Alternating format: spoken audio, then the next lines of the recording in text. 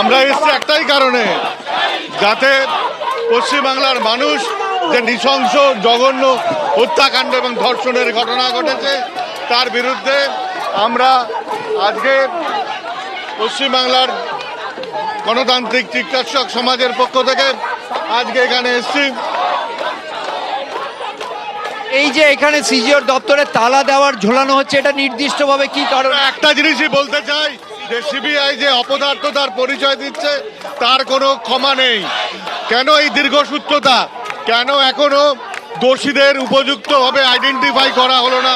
কেন তাদের বিচারের আওতায় আনা হলো না? কেন তথ্য লোপাট করা হলো যা দিনের আলোর মতো? অর্থাৎ দেখতে পাচ্ছ এইখানে আমরা গেটে প্রতীকী একটি তালা ঝুলিয়ে দেওয়া হলো, অপদার্থ সিবিআই দপ্তরে তালা ঝোলাও, এই যে প্রতীকী তালা ঝোলানো হয়েছে দেখতে পাচ্ছ। এবং এখানে যারা এসছেন তারা কি কারণে ঝুলিয়েছেন, কি বলছেন, তাদের সঙ্গে কথা বলে জানার চেষ্টা করব তারা কি বলতে চাইছেন, কি তাদের দাবি। আপনারা এটা কি জন্য?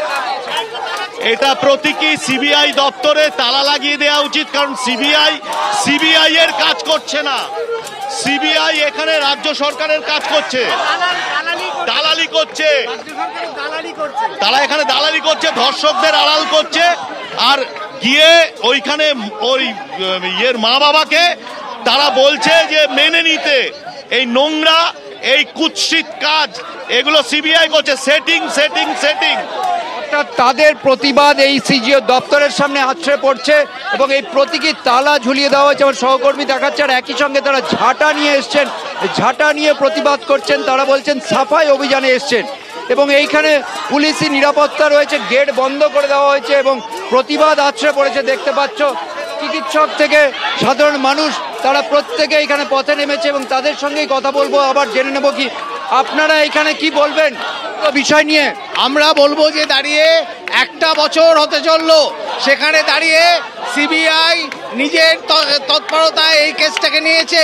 এখনো পর্যন্ত তারা কোনো রকম এই কেসের জন্য যা যা শাস্তি দরকার সেই শাস্তির কোনো ব্যবস্থা গ্রহণ করছেন না, কোনো ব্যবস্থাই করছেন না এবং কোনো পদক্ষেপ করছে না। শুধুমাত্র যে লোক দেখানো কাজ করা হয়েছে, শুধুমাত্র কেন্দ্রীয় সরকার নয়, রাজ্য সরকারের যে তদন্তকারী এজেন্সি তাদের বিরুদ্ধেও ক্ষোভ আছে। সেই কারণেই তারা যে আন্দোলন শুরু করা সেটাই 1 আগস্ট থেকে তারা ফের শুরু করেছেন, তেমনটাই দাবি করছেন।